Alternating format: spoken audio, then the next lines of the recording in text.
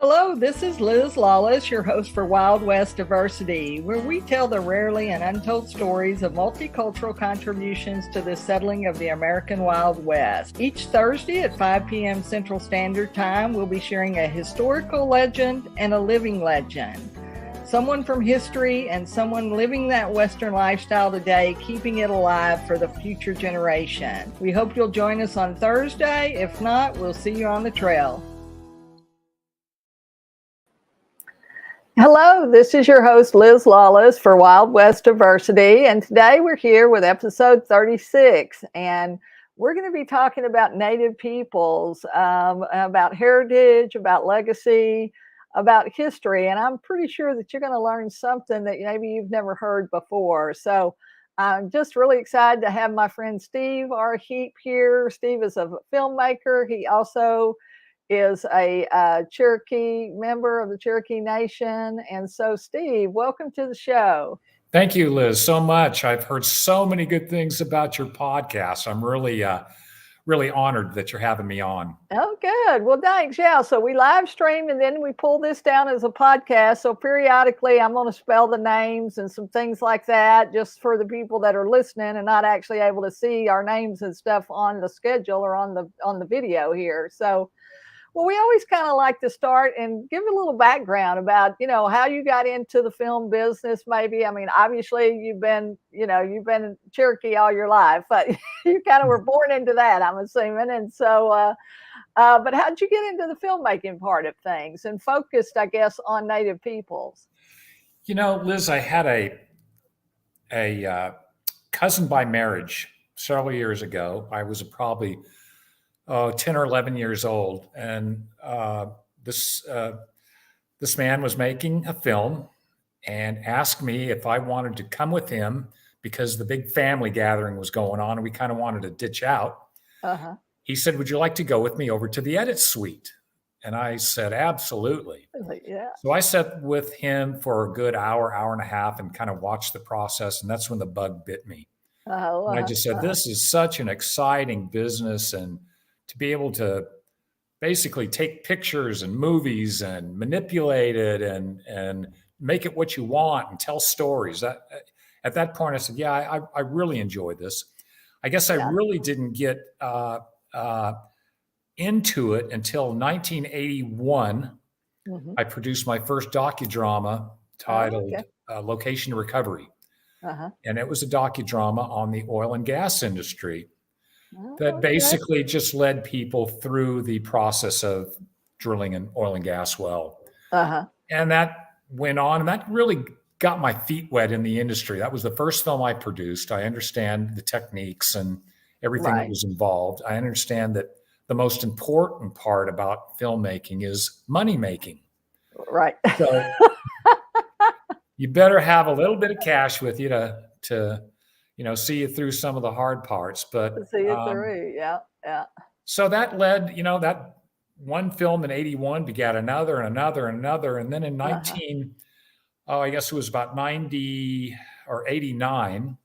Uh-huh. No, sorry, before that, in the early 80s. Yeah, I was going to say a little bit earlier. I was involved with Wim a Man Killer. Okay. Who was at that time, the sitting chief of the Cherokee Nation. Uh-huh. And the first female chief of any nationally recognized tribe, federally recognized tribe. Right. And I told Wilma about my idea about making a film on the Trail of Tears, and she was excited about it, but yet very skeptical, let's say. Yeah. Wilma's term in office ended, went through another administration, still pitching my idea. Mm-hmm. And finally in, 99, Chad Smith was elected as Cherokee chief.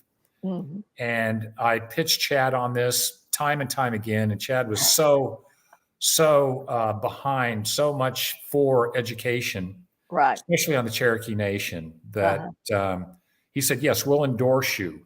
So I had the endorsement of the Eastern Band Cherokee Indians and the Cherokee Nation endorsed. I said, I can't tell the story without having them back me and telling me that I'm doing it correct.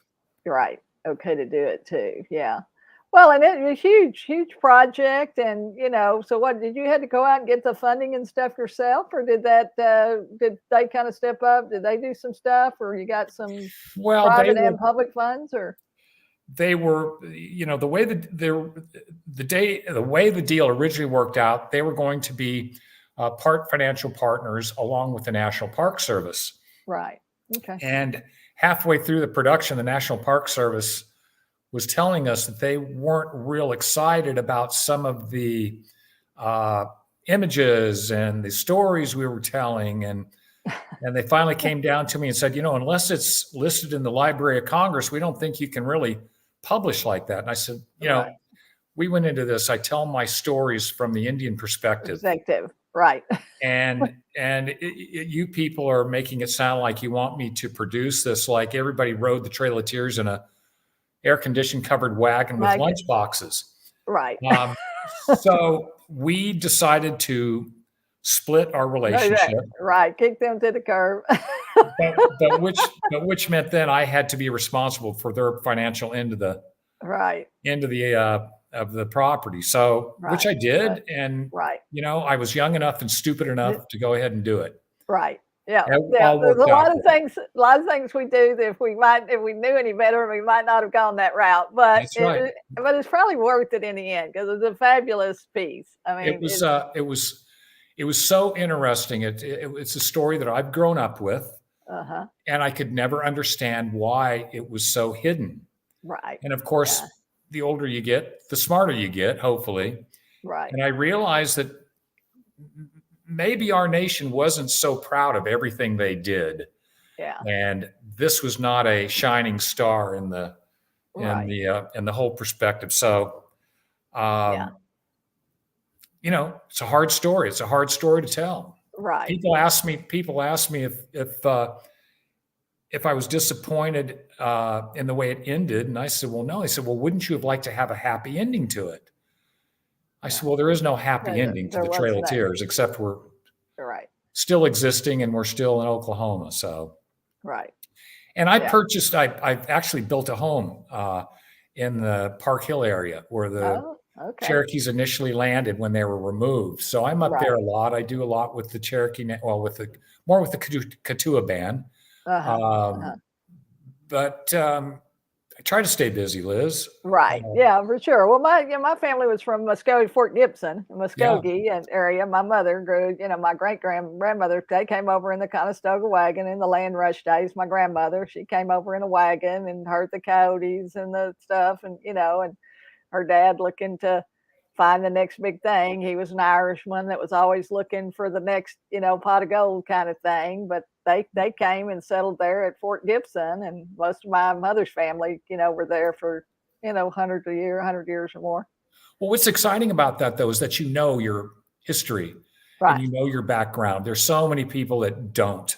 Right. And so many people that come to me and they ask me, why did you get an Indian card? We had no idea you were Indian because, my parents were both from Cherokee Nation up in Tahlequah, Northeast Oklahoma, and relocated after World War II to Long Beach, California, where I was born. Right. So you grew up there. Yeah. When we were told to never talk about our Indian heritage, my mom said she left that in Oklahoma, and my dad, very proud of his Cherokee heritage, but he as well. He said, it's probably best that we don't talk about it all that much. Right. Which is sad. Right.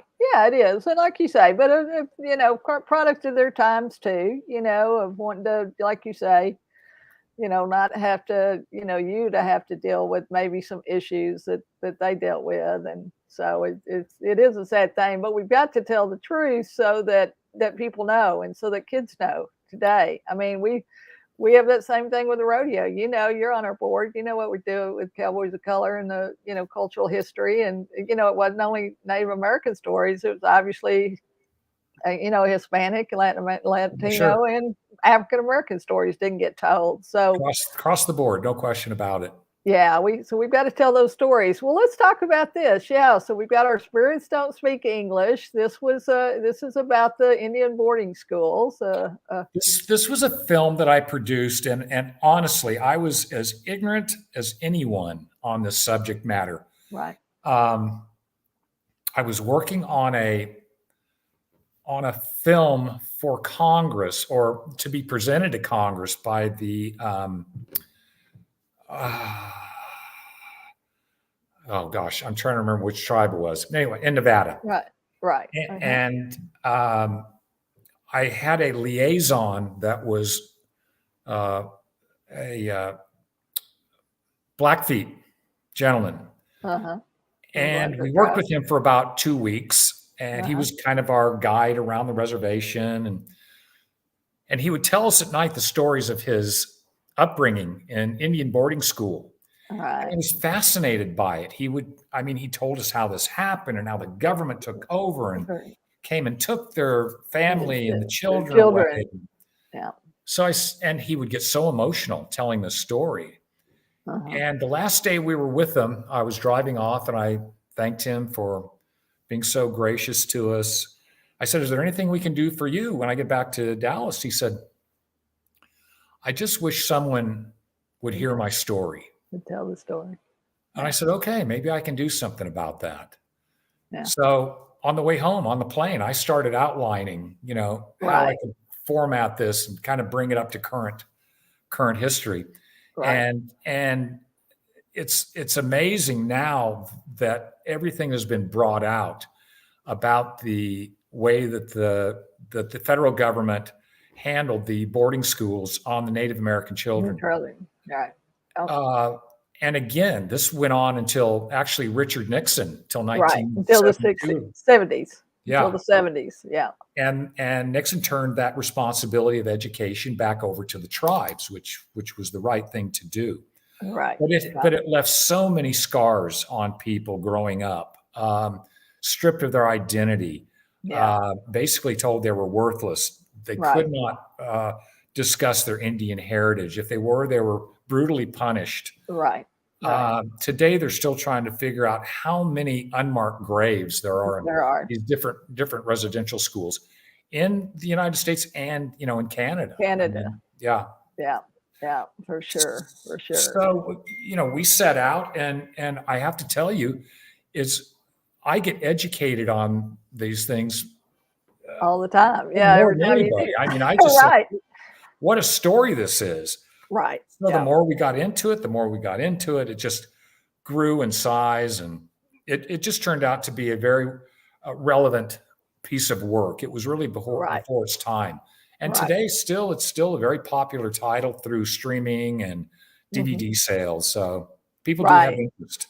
People have an interest, yeah. So if you're interested in Steve's films about Native Americans, and he's got a number of them, and we're going to be flashing some of those up, but you can check him out at Rich-Heape.com. It's RICHHEAPE.com, Rich-Heape.com.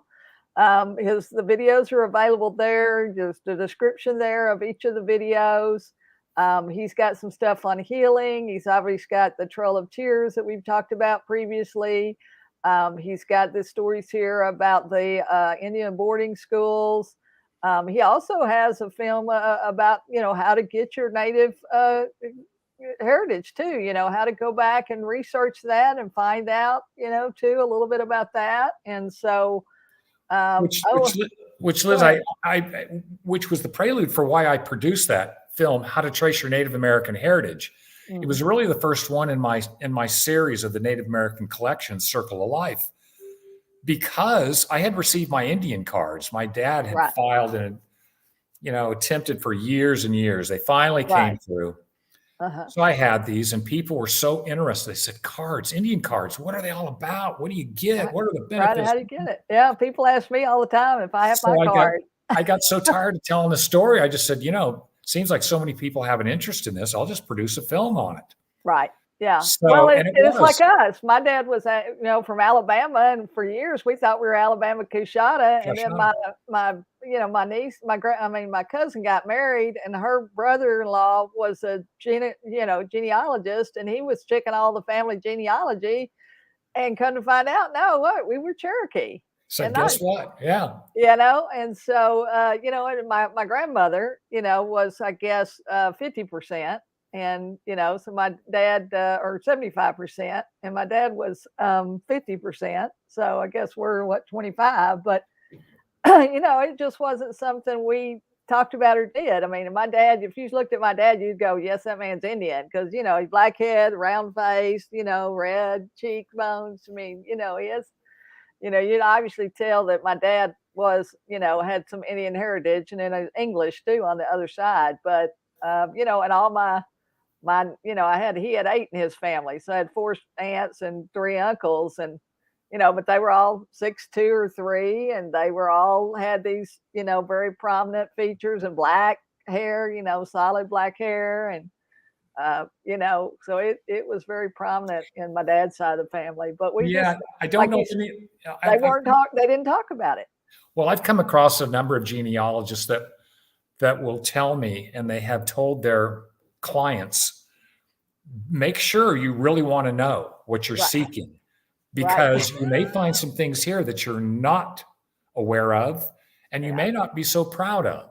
right. Yeah, So it's always got to be out there, right. Right. Yeah, for sure. So, it's, but I appreciate that you're here. I appreciate that you're telling these stories, because, like you say, this was not the easiest road. You probably could have chosen a different film road than taking on some of these challenges, because I'm sure that there have been a lot of people over the years that said, Steve, why are you doing this? Well, Liz, it It can be becomes a nice. calling. If you're naive, it can be a blessing. Right. So when we went into this, and I produced that first film, and I thought, well, this is great, and it's very Yeah. informative, but how do people find out about it? Right. Yeah. Which goes into a whole new process of distribution. Distribution and And marketing. Yeah. Yeah. distribution of native films is a very niche market. Right. So I Yeah. basically had to build my own distribution Huge channel. channel. Yeah. And from there, they finally caught on. I mean, once they started getting popular, Hmm. but it was a tough road at first. I mean, people say, no, it's too small of a market. We don't want to mess with it. But then Right. they finally realized, well, maybe this isn't such a small market. Right. Right. Huge population, small market, maybe, for, like you say, of other competition or people in the marketplace. I mean, you're not like you say, there aren't a lot of films that you're competing against, especially at the high quality level that you produce films. And I have to tell you, folks, I mean, there are people that make documentary, and there are people that make film worthy documentary. And we've talked about that a little bit before with our buddy Corey Poitier. And there's something in the genes, but I can tell you that Steve here also makes film worthy documentaries and films. And so, these are high quality films. These have great people. I mean, I know you've worked with a lot of great talent over the years. And how Oh did gosh. you decide to bring talent in, or just go with somebody local or somebody maybe less known? Well, Does it depend on the film? I'll tell you, when I first realized that having a public figure or somebody that is well known can be a real benefit. Hmm. And it was really in the film that we did on Black Indians, An American Story, which really was an extremely diverse film. Right. And Astonishing again, how many Black Indian, you think it's just Seminole, but it's not. no, but when we got it completed, I thought, who could be a great spokesperson, narrator for this? Yeah. And the first person that came to mind was James Earl Jones. Right. Yeah. And I Of thought, course. I will not have a Chance. chance of getting even And, talking to him. right. Yeah. How am I even going to get on his radar? So lo and behold, I met him up in Tahlequah. He was being honored by the Cherokee Nation and was awarded the Medal of Honor. Hunter. Uh-huh. And while I was there, I said, I'm working on a little film. Would you have any interest? And I told him the background on it. And he said, yes, I would. Yeah. I'd like to talk to you about it. So I sent the script off to his publicist. She said, I don't know if he'll respond back on this, but I'll get it to him. Right. Yeah. Got it to her on a Friday. On a Sunday afternoon, I got a phone call from this very distinguishing voice saying, this is Stephen. I would like to speak to Stephen Heape. This is James Earl Jones. And I thought, first reaction, who of my friends it's nice messing with me. And finally, after I realized it really was him, he said, I would be interested in doing this with you. I think it's a great story. Schedule it in town and we'll do that. So we did. It was a fantastic relationship. Yeah. And then when we came around to the Trail of Tears, I said, James Earl Jones is the most believable voice in the world. Yeah. Credibility. Yeah. Wise. Yeah. Whatever he says, people believe, quite frankly. Right. They listen and they believe it. Listen. Yeah. So we brought him in for the Trail of Tears, and he was nice enough to step in and do the Trail of Tears with us as well. So Yeah. I mean, I've had such a great opportunity working with so many good Wes Studi, Peter Coyote. I mean, just the list is amazing to me. I look back on the people that I've had the pleasure. James Garner. Right. Yep. Yeah. Wow. Yeah. And like you say, known and unknown. You know, because Greg Howard, I mean, what a fabulous person. I mean, what a brilliant person. Yes. And, you know, to have, to be able to work with people that are knowledgeable and that are educated and that are always learning and always teaching and always sharing their gifts, you know, with other people. It's just. Well, what surprised me is that they were all so interested in the story. In keeping the history alive. Yeah. And they said, we want to be part of this. So right. Let us be a part of this for sure. And that's it. And for us here, that's it. I mean, we're telling for Wild West Diversity, we're telling the rarely and untold stories of multicultural contributions to the settling of the American Wild West that most history books left out and that people don't know about and people don't talk about. Well, so, and while we're on it, I'd love to give a plug to the Multicultural Western Heritage Museum in Fort Worth. That's organized by Jim and Gloria Austin. It's a fabulous museum. They have dedicated their life to this. Yeah. I am currently the longest sitting board member. I think this will be year 20. 20. Yeah. So I was inducted into their Hall of Fame 2002, I think. 2002. Right. Okay. So you were in the second class, weren't you? Yes. I think. Yeah. Yeah. I keep telling Jim that the bar was not quite so high at that point. Keeps going up, does it, every year? But that's not necessarily true because, you know, we did Herb Jeffries and Murder Statman and Charlie Sampson and Quanah Parker's grandson, you know, they were in that first. I was inducted with Quanah Parker. Quanah Parker's, okay. So in that section. So, you know, we had some great folks in those early years too. And like you say, I mean, we started out in the initial years because, you know, we were doing the rodeo for them as a fundraiser, you know, for those about the first 10 years. And then when the Fort Worth Stock Show came along and said, hey, you know, we'd really like to put on a rodeo here, you know, and it was so close to September, Jim and then Gloria were gracious enough to say, you know, the stock show would be so much more, you know, that would give you such a wider audience, and that would also hopefully help the museum and get us in front of more people. And so they were very gracious to let us move that, you know, from the Labor Day weekend and them getting support. And I think they still get support from the stock show, obviously, but we moved the rodeo over there for Martin Luther King Day. Yes. Which, you know, and so that's, you know, we've been doing that. I guess this will be the 11th year. And so, you know, it's the only year I guess we didn't do was 1 year during COVID. And then they switched to Dickey's Arena, which what a place. But well I'm just amazed that how much time and dedication they put into that organization. Right. And like you say, great artifacts and pictures and photographs and, all kinds of information there available at the museum in Fort Worth. So if you're making a trip, planning a trip, and you're planning to go to Fort Worth or to go down to Cowtown or whatever, you need to put the National Multicultural Western History Museum on your radar to go over there. Right at the gates of the Stark Yard. Right. So go there and see about that and check in. And again, it's Stephen R. Heape. So Stephen, Steven R. Heape. It's Rich-Heape.com. That's the website there, RICHHEAPE. If you're listening on a podcast here later, you can go and discover more there. You also did some concert work too, didn't you? I mean, y'all filmed some concerts with the Rita Coolidge and was that her girls? I guess the daughters. With Rita and her sister Priscilla, and Priscilla's daughter Laura. Laura was Priscilla's daughter. Okay, I knew there's something. Which was they went by the musical group Walela, which is Cherokee for hummingbird. Right. Yeah. And we did a live performance here at the Cletus Humphreys Theater in Dallas. It was the first native produced high definition live concert. Wow. So we tagged that on. It was it's always nice to get something produced in high def. Right. So. Yeah, for sure.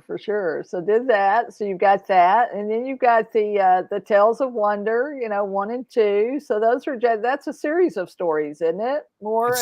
I call it my 2-hour babysitter.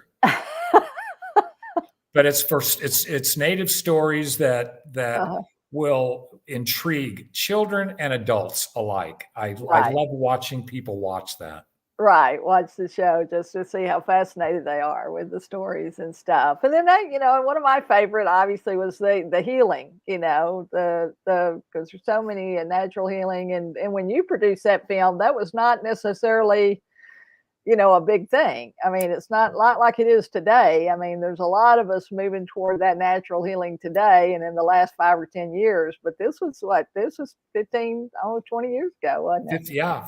And and I'm amazed that, it just kind of, as it rolls down the hill, it kind of picks up, maintains momentum. But I produced that because I was very interested in holistic native healing and about holistic healing, pharmacology, all the prescriptions that were turned over to Congress that the Indians gave them.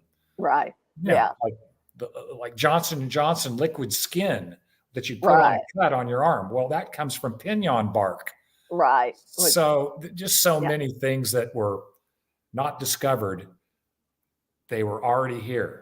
Yeah, and they knew. Well, and there's no question, like you say, that those people, the Native Americans, I mean, they were the first environmentalists. They were the first, like you say, natural healer, home, natural healing stuff. I mean, they taught the rest of the world,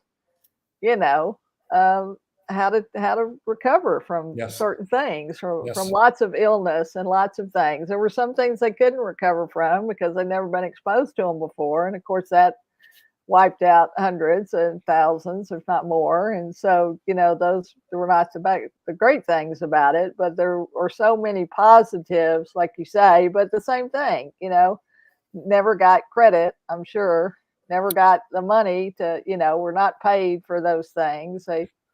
Well, and just like the title that you've got up now, Don't Get Sick After June, we produced that because Indian healthcare is a disaster that's provided by the federal government. The money typically runs out the first 6 months. Right. So the Indians use that to say, man, if you're going to have an operation, if you're going to get sick, don't do it after June because there's no IHS money available. Right. Because the money runs out. Yeah. For sure. So, well, and healthcare for all of us, but like you say, I'm sure it's probably worse there. Well, to me, it was kind of I went maybe a little too far with it, but I was told by PBS that it was too confrontational to the federal government, and that's why they wouldn't air it. Right. And I said, it's time somebody held them accountable for what they promised. Right. This is what these people ceded their land and gave up their culture and their way of life for these promises that were given by the federal government: education, healthcare, housing. Right. Yeah. and didn't deliver on it in most cases. In most cases, no, have not. Yeah, and still haven't, like you say. Thank God for Indian gaming. It's kind of helped right. me a little bit. Well, and we hate to say it, but in reality, it has. I mean, Yes, absolutely, they, absolutely. finally are getting their due, and it's a shame that that's the way it had to be done. But they, like you say, they deserve, the same thing: clean Yeah. water, clean food, healthcare, housing. I mean, all of those things that are important to us, regardless of our culture, regardless of what our ethnicity is or our background is, all those things should be, on the top of the list. And it's a shame that, like you say, we're part of the most developed countries in the world, and we still have all of this of our own, Well, they made an attempt, issues. let's say a weak attempt, but you can go to any reservation now and you'll see how the healthcare has declined from the food source that they were given, the potted meat and the starch and just everything that was basically shipped to the reservation. Right. Everything that was bad for you. Yes.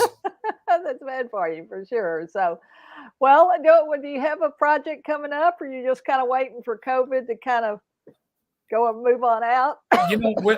Real quick, I worked on a project with a fellow that was writing a screenplay, and it was from a book. He adapted the screenplay to the book, and I said, "This is such an interesting story. I'd love to do a documentary on this and twin it with your feature film." And we talked about it off and on for 6 months, and fell by the wayside. And finally, one day I said, "You know what? It's probably time to start talking about him again." Talking about this again. So I called him up, and he said, "Look, I would love to work with you, but I've sold my screenplay to Leonardo DiCaprio and Martin Scorsese. And that's Flower Moon. Good company. Which will be out, I believe, in the spring. Oh, wow. Which is the story of the Osage murders and why the FBI was created. Yeah. Fascinating story.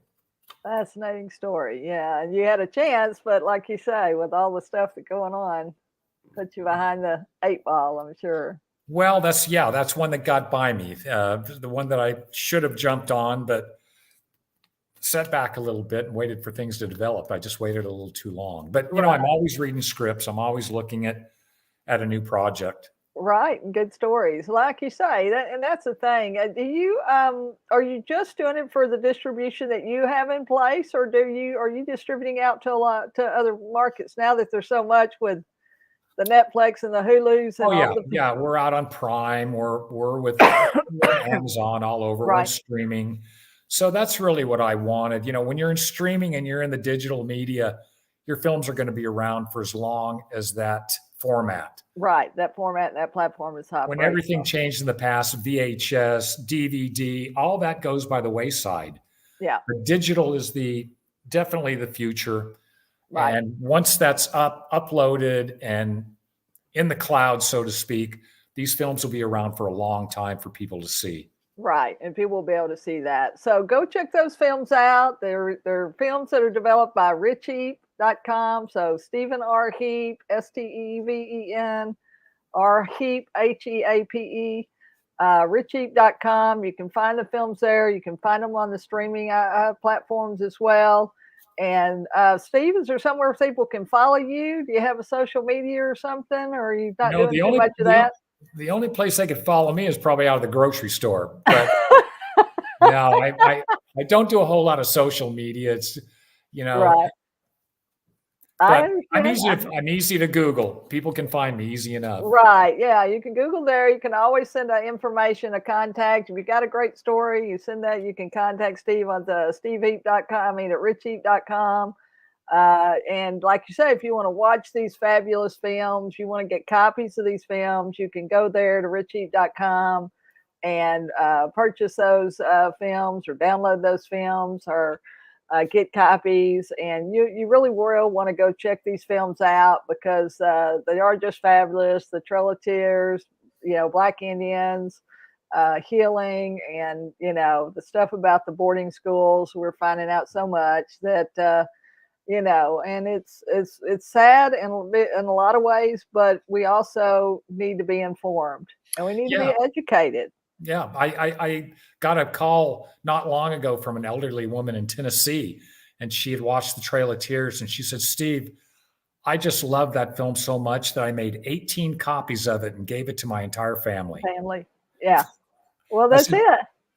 Yeah, then I told her I was going to send her a bill for the copyright. That's right. Now I'm gonna charge you for all those 18 copies. But no, and I know your heart's in the right, and I know you've stayed with it because it was a passion for you. Like you say, it's not because you were making millions of dollars, on these films. It was because these stories needed to be told, and I appreciate that, and we honor that you accepted that calling and that you spent all these years of your life, telling these stories that otherwise would have never been told. I call it my footprint.